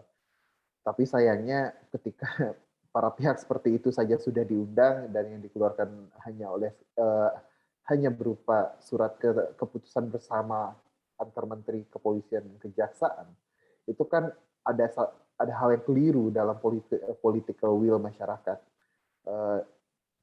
Bukan masyarakat. Ada yang salah atau keliru dalam political will pemerintah. Apakah pemerintah benar-benar ingin memberikan perlindungan kepada kebebasan berekspresi atau sebenarnya pemerintah malah senang menggunakan atau membiarkan adanya pasal-pasal multitafsir dalam Undang-Undang ITE. Itu kan bisa kita lihat dari contoh seperti penjelasan saya sebelumnya, seperti Luhut versus Haris Azhar dan juga Fathia dari Kontras, yang sebenarnya menjadi contoh yang sangat buruk bagi seorang menteri koordinator yang melaporkan masyarakat atas kritikan kepada dirinya menggunakan Undang-Undang ITE. Ini kan menjadi tendensi yang buruk. Dan saya juga ingin saya jadi terpikir ketika Mas Fauzan bicara bahwa ini tergantung dengan perspektif masyarakat, entah mengapa saya jadi berpikir bahwa sepertinya masyarakat Indonesia yang jatuh dalam post-truth, yang lebih mementingkan perasaan daripada rasionalitas dalam melihat sesuatu, yang lebih menerima sesuatu yang meningkatkan emosionalnya ketimbang mampu untuk menggelitik nalarnya, itu benar-benar terjadi gitu, yang juga mengakibatkan munculnya fundamentalis agama yang akhirnya malah seringkali menimbulkan polarisasi di dalam masyarakat, yang sebenarnya hal-hal tersebut hal yang sah saja dalam konteks kebebasan berekspresi. Tapi saya tetap dalam posisi bahwa kebebasan berekspresi itu jangan sampai menghalalkan disinformasi atau malah membuat masyarakat menjadi sesat ketika menerima suatu pemahaman tertentu. Jadi tetap jujur, tetap menyampaikan sesuatu yang benar dengan landasan teori yang tepat. Dan kalau misalnya yang disampaikan adalah hoax atau berita bohong atau malah disinformasi, hal-hal seperti itulah yang patut untuk dikejar. Tapi sayangnya ini kembali lagi, ketika negara atau pemerintah memegang otoritas tunggal untuk menyatakan mana yang benar dan mana yang salah, pada saat itulah menjadi benar ketika pemerintah salah itu menjadi sesuatu yang berbahaya. Gitu sih Mas Fauzan, Mas Galang, dikembalikan. Itu kembali, kalau saya sih ingin lanjutin juga sebetulnya kalau yang diomongin Mas Fauzan soal mentalitas ya, back to the society tadi ya. Misalnya kalau misal sekarang itu orang yang nggak punya expertise terus dia komennya juga kuat dan dia pengaruhnya juga kuat, otomatis kan bisa bawa gerbong kemana-mana tuh akhirnya tuh. Bayangin loh sekarang itu kan misalnya kan makanya kan ada buku tuh apa ya itu ya, The End of Expertise atau ya kalau nggak salah itu kan menarik kan di era sekarang. Nah sekarang kan mungkin jadi pertanyaan juga kan, kalau ini lagi-lagi sih balik apa yang disampaikan Mas Fauzan itu betul-betul ini najemin juga gitu kondisi masyarakat itu. Jadi saya malah underline nih gimana. Oke, kalau misalnya dia posisinya sejak awal rasionalitasnya bagus, individu rasionalitasnya jalan, gitu kan. Tapi kalau misalnya situasinya kebalik sama itu, ya masyarakatnya, wah apakah nanti bisa jadi chaos atau gimana kan? Ini menarik juga sebetulnya. Dan ini posisi kita penting tuh untuk menjelaskan secara holistik ya.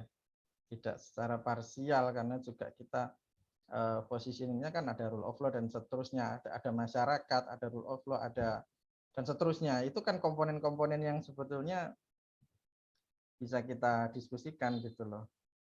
Ya, yang tadi yang kalau saya sih itu. Oke, yang lain gimana teman-teman kira-kira? Lagi Mbak Dinda?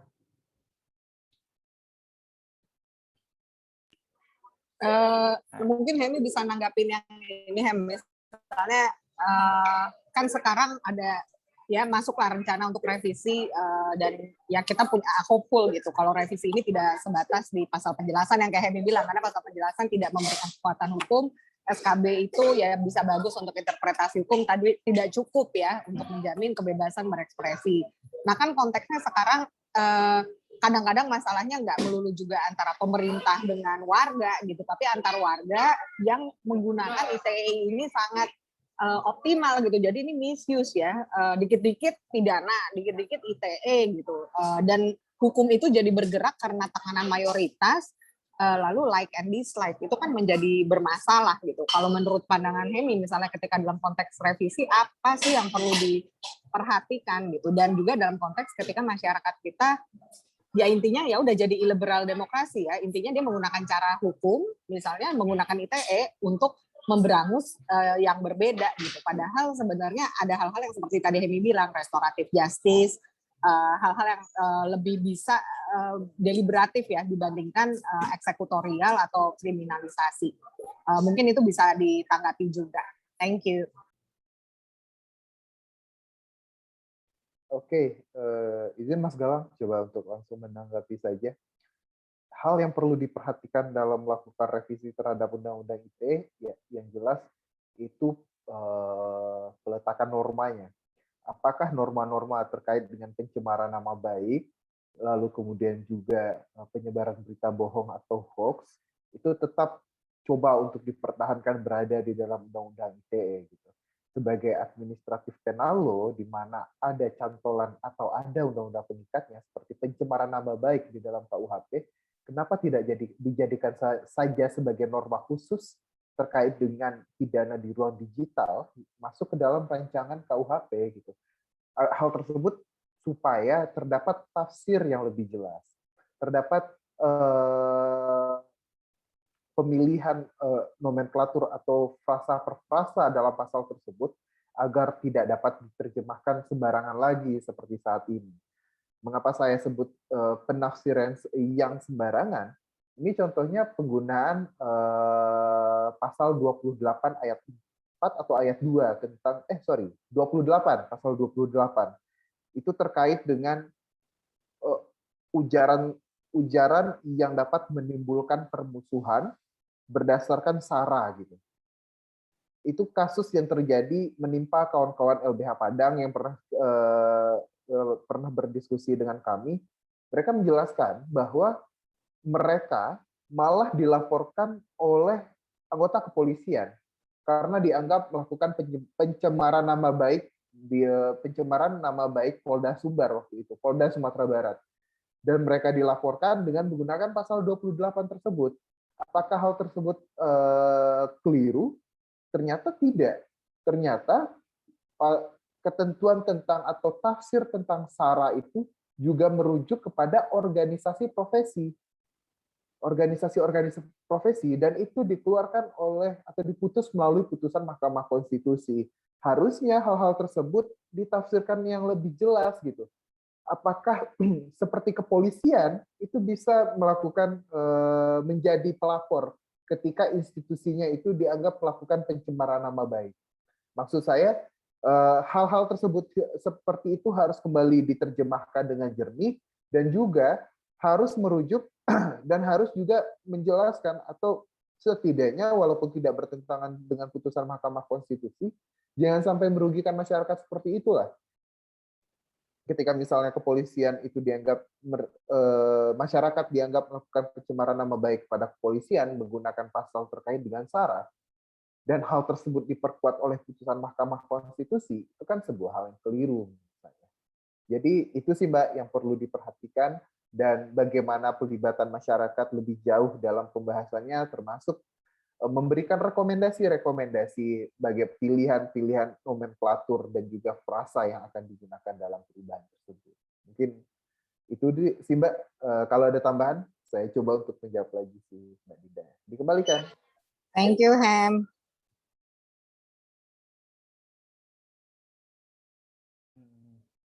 Tapi misalnya apakah, kalau saya mau tanya lagi nih Mas, apakah kalau misalnya sekedar memindahkan ke KUHP itu solve it?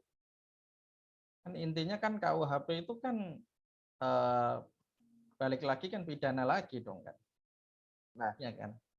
Misalnya, ini kan juga berhubungan dengan beberapa argumentasi di teman-teman juga nih. Ada beberapa kajian yang bilang kenapa mesti pakai pendekatan kriminal gitu loh. Kenapa pakai pendekatannya itu pidana? Kenapa nggak pakai pendekatan yang misalnya lebih ke apa namanya perdata misalnya. Nah, itu sebetulnya lanjutan sih untuk ngupas tadi. Apakah betul pindah? Kan toh sebetulnya kan kalau kita ngomong existingnya itu kan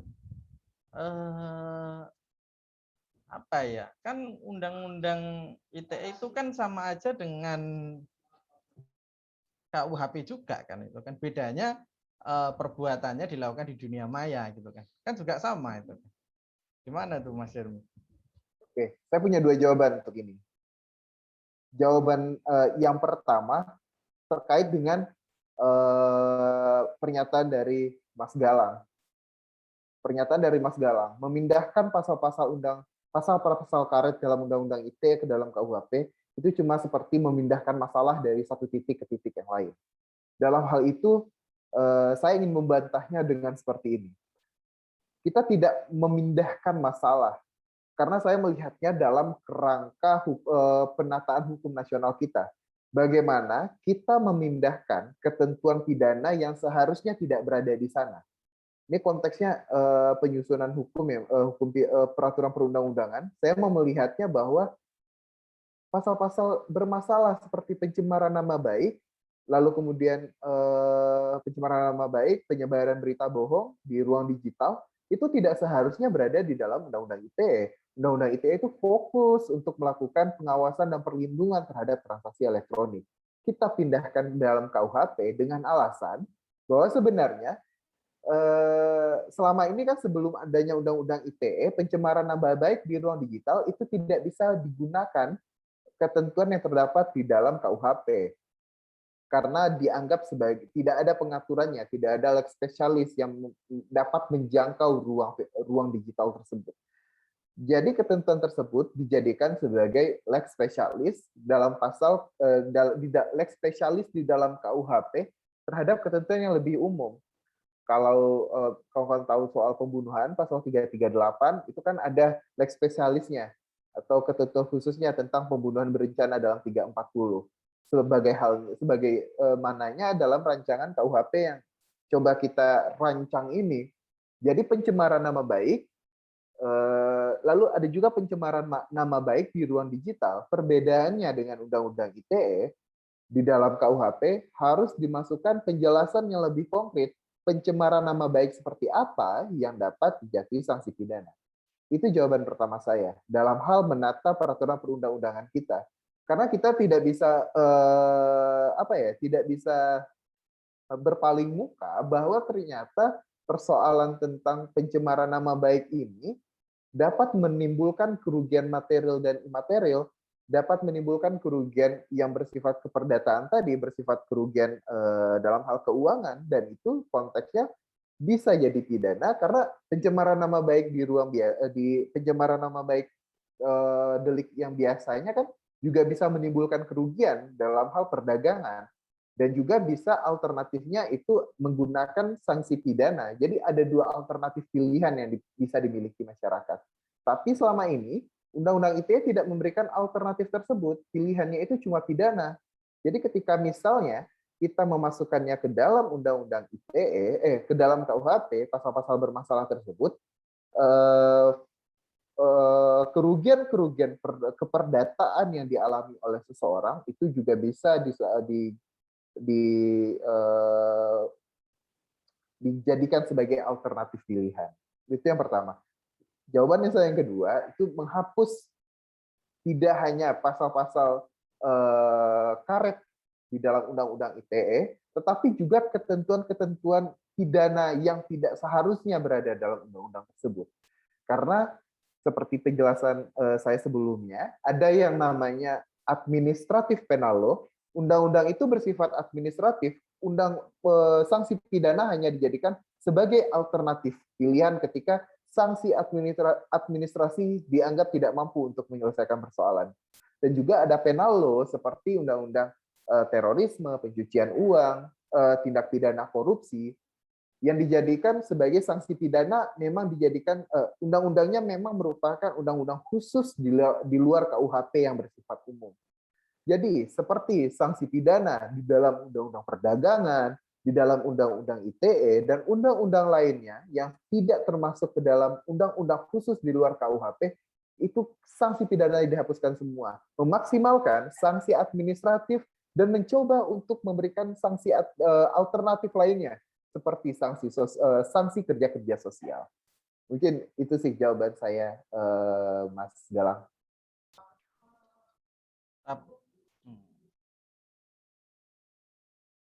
Oke sih, memang itu bakalan jadi teknik pendekatan hukum banget sih kalau kita lihat tadi yang soal administratif itu ya. Tapi apakah yang menjadi pertanyaan lagi, apakah Undang-Undang ITE tetap akan mengatur aspek-aspek seperti itu gitu kan? Walaupun kan maksudnya begini, kalau semua dilariin ke pidana, berarti kan nanti ujung-ujungnya kan ya yang lain nggak akan ada lagi pengaturan soal seperti itu ya. Kalau kita baca pakai pendekatan tadi yang administratif. Oke, thank you Mas Emi. Kira-kira kalau isu yang lain yang bakal berkaitan dengan Undang-Undang ITE ini gimana, Mas? Khususnya berkaitan dengan revisi itu. Apakah memang nanti wacana itu sebetulnya lebih kuat? Misalnya saja isu yang tadi soal ya tadi sistemnya masuknya KUHP ya. Itu kelihatannya juga cukup berkembang ya di beberapa kajian-kajian. Terus kira mungkin itu bisa, apakah itu nanti revisi undang-undang ITE mengarah ke situ enggak itu proporsinya. Terus kalau iya gimana gitu terkait dengan apalagi terkait dengan revisi undang-undang yang ke depan ini, kira-kira isu yang lain juga mungkin bisa ditambahin deh supaya kita ada gambaran yang lebih luas lagi soal kemungkinan-kemungkinannya. Oke. Banyak maksud saya ketika kita bicara kebebasan berekspresi yang ada di dalam Undang-Undang ITE, kita juga akan berbicara tentang bagaimana data kita selama ini dilindungi. Apakah sudah ada regulasi hukumnya yang bertugas untuk melakukan hal tersebut? Kan belum ada. RUU PDP merupakan salah satu isu yang selalu beriringan dengan revisi terhadap Undang-Undang ITE. Lalu kemudian juga ada tentang persoalan, sebenarnya saya beberapa kali menawarkan sebuah alternatif yang lebih saya anggap lebih ekstrim ya,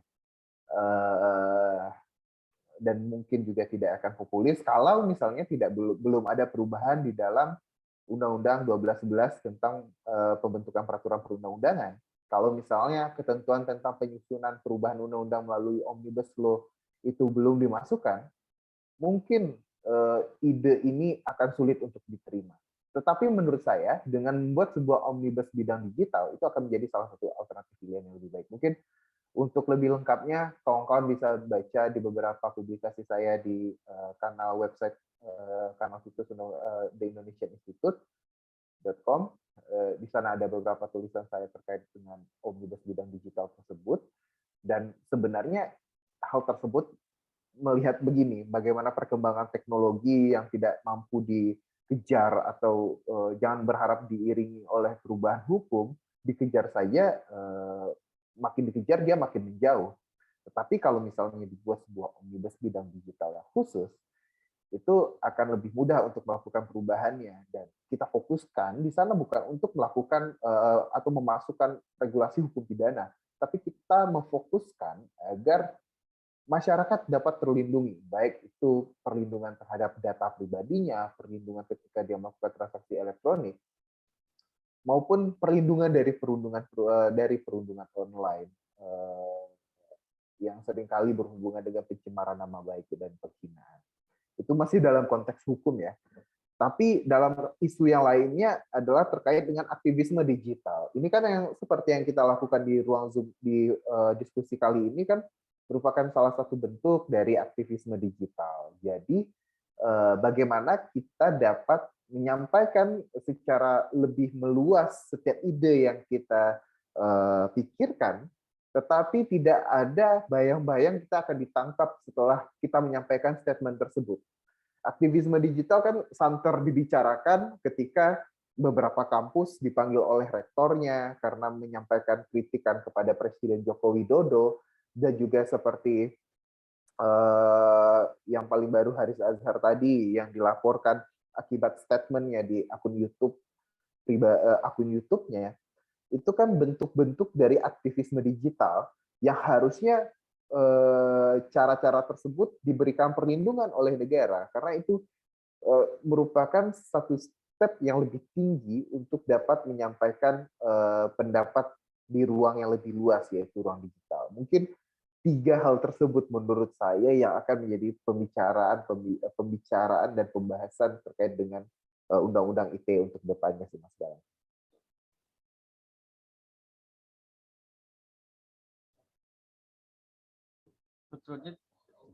Sebetulnya juga kalau kita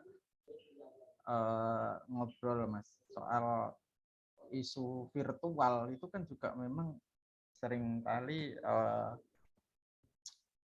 jadi satu tantangan tersendiri kan masyarakat 4.0 itu misalnya. Sekarang kan di tengah-tengah kita saja kan sudah ada itu misalnya NFT dan seterusnya gitu kan. Terus avatar dan seterusnya gitu loh. Apakah sebetulnya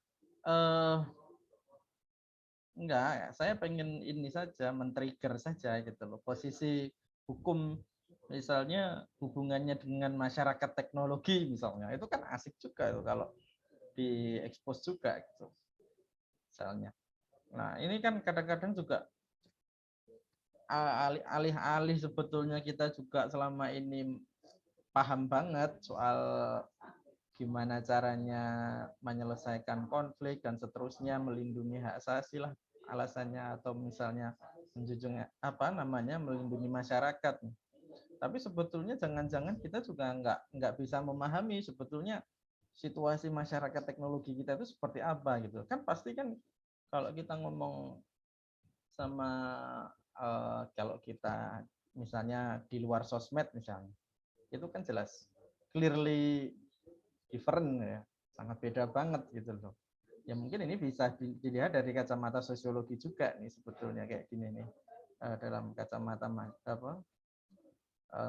tapi juga bisa dilihat dari kacamata hukum sih sebetulnya. Hukum gimana tuh mau nge-escape isu masyarakat teknologi juga gitu loh.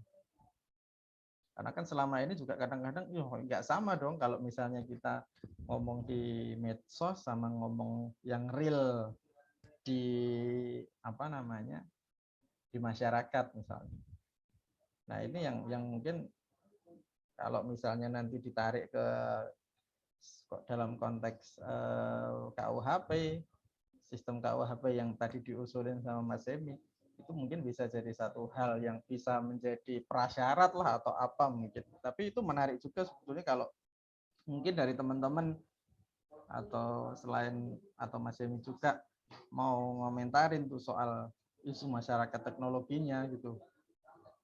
Karena kelihatannya penting juga gitu kita bicara dalam konteks teknologi, karena kelihatannya ya kita ini semacam masih gegap gempita aja dengan teknologi gitu. Sekarang perkembangan kita itu signifikan banget, cepat banget, dan ya mungkin ada sisi positifnya ya. Tapi mungkin gimana gitu waktu kita misalnya memahami itu sebetulnya. Kalau saya mau trigger untuk bisa diangkat dalam diskusi ini sebetulnya kalau sisi itunya masyarakat teknologinya mungkin. Galang mau menambahkan juga, mungkin bisa ditambahkan oleh Hemi. Ini sorry kalau saya ada yang miss ya, karena seingat saya Hemi juga pernah menulis soal tantangan aktivisme digital aktivisme itu salah satunya adalah perlindungan data pribadi, dan itu kan di riset TI juga disampaikan ya, salah satu rekomendasi kita gitu di paper itu.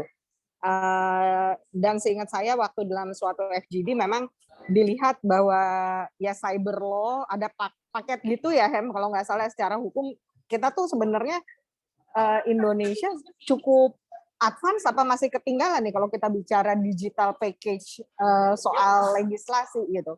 ITE masih begini, maksudnya kesannya canggih tapi ternyata dia tidak tepat sasaran ya, seperti urusannya misalnya mengatur soal transaksi elektronik, perlindungan gitu kan, asas-asasnya juga sudah cukup jelas di pasal 3 dan pasal 4. Tapi kalau menurut Hemi, kalau kita bicara packaging soal digital law sendiri gitu, belum lagi tadi PDP ya, Indonesia itu ada di mana seperti itu, dan apa yang perlu dilakukan agar kita juga nggak over regulated ya, karena too much regulations will kill us juga gitu.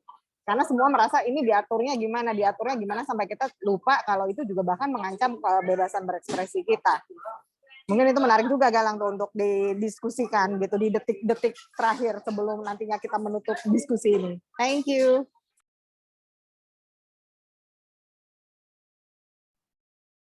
Oke, saya izin langsung nanggepin aja. Mas Galang, saya izin langsung menanggapi pertanyaan Mbak Dinda.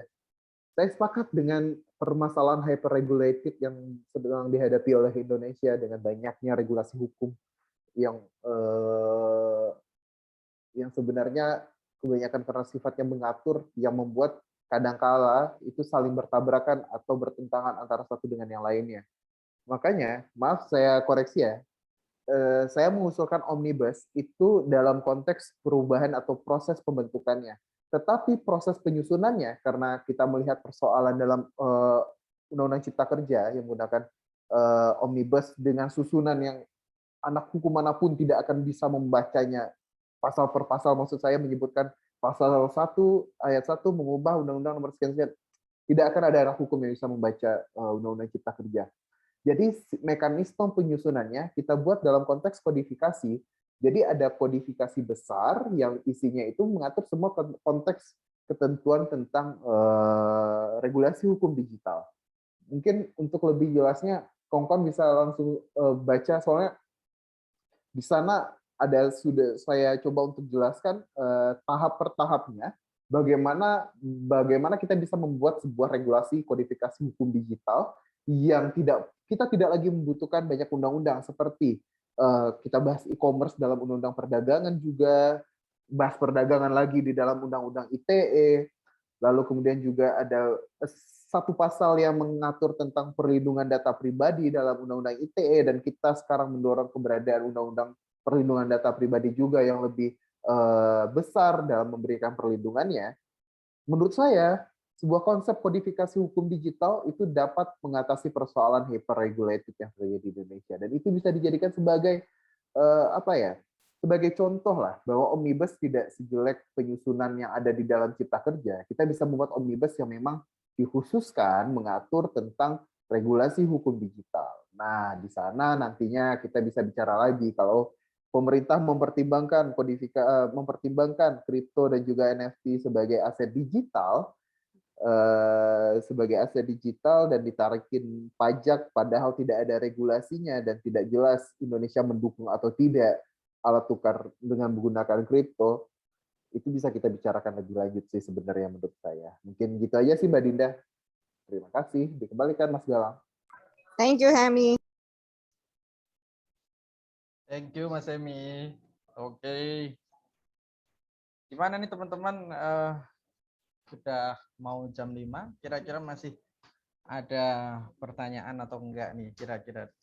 Sayang banget kalau kita enggak betul-betul sampai pokoknya sampai mantep gitu loh. Biasanya kalau nggak mantep ya kita nanti malam itu biar bisa tidur nyenyak gitu kalau diskusi itu. Nah, gimana teman-teman? Masih ada nggak kira-kira pertanyaan-pertanyaan yang mungkin mau didiskusikan bareng, atau misalnya komentar atau pendapat? Mas Fauzan atau gimana? Kalau enggak mungkin saya untuk saat ini belum ada komentar lebih lanjut, tapi saya apresiasi ada diskusi mengenai ancaman berkaitan dengan kebebasan sipil di Indonesia dari sisi UU ITE. Saya apresiasi. Mungkin Suara Kebebasan bisa mengadakan diskusi seperti ini di minggu-minggu berikutnya dengan tema yang lebih bervariatif lagi juga. Terima kasih. Oke, terima kasih Mas Fauzan. Senang sekali bisa ketemu dan ngobrol. Saya kira itu ada mungkin kita masuk ke sesi kesimpulan nanti sebelum Mas Emi kasih closing statement buat kita semuanya. Jadi memang apa yang disampaikan Mas Emi tadi sebetulnya ada beberapa poin yang bisa kita ambil ya, atau yang kita tarik. Sebetulnya menarik juga. Sebetulnya isu-isu berkaitan dengan kebebasan berekspresi tadi juga kita bisa lihat beberapa kasus ya, variasi kasus itu yang pertama. Terus kemudian gimana akhirnya beberapa kasus yang sampai di tingkat di tingkat akhir di Mahkamah Agung, terus kemudian sampai turun beberapa amnesti yang berkaitan dengan kasus-kasus baik Nuril, Saiful Mahdi, itu menarik, bisa jadi catatan yang serius bagaimana sebetulnya kalau kita bicara tentang kasus pelanggaran Undang-Undang ITE. Kemudian yang kedua, catatan yang menarik untuk didiskusikan pada sore hari ini adalah berkaitan dengan potensi revisi yang mungkin terjadi ke depan mengenai Undang-Undang ITE. Ya, beberapa catatan. Tapi sebetulnya kalau ini kita breakdown, ada beberapa catatan yang menarik soal yang serius ya adalah ya bagaimana pasal-pasal yang multitafsir itu bisa bisa di-solve lah.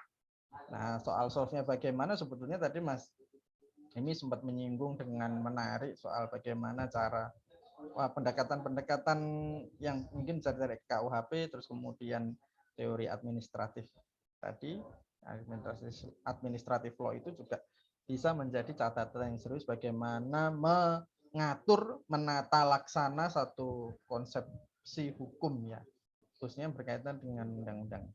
Terus kemudian yang juga menjadi underline adalah bagaimana soal kodifikasi hukum digital ini yang penting, mau itu apakah dibentuk nanti sebagai satu sistem omnibus yang tentu nanti menjadi prasyaratnya adalah dibentuk aturan-aturan undang-undang pengaturan revisi Undang-Undang 12 tahun 2011 ya, itu sebagai prasyaratnya. Saya kira itu teman-teman. Mungkin Mas Emi bisa kasih kita closing statement sebelum kita nanti tutup diskusi kita. Oke, terima kasih Mas Galang buat kesimpulannya sangat komprehensif untuk menutup diskusi kita pada sore hari ini. Saya cuma ingin mengucapkan terima kasih untuk kawan-kawan SK yang telah mengadakan kegiatan ini. Terima kasih Mas Galang, Mbak Dinda, dan Mas Fauzan yang sudah berada di ruang diskusi ini hingga akhir. Saya juga berharap bahwa kita tetap menjadi orang-orang yang mampu untuk memperjuangkan hak-hak sipil kita untuk dapat tetap menyuarakan hal-hal yang kita anggap benar kepada pemerintah yang seringkali hanya memikirkan kepentingan politik semata. Mungkin itu aja Mas Galang. Terima kasih sekali lagi untuk kawan-kawan semua.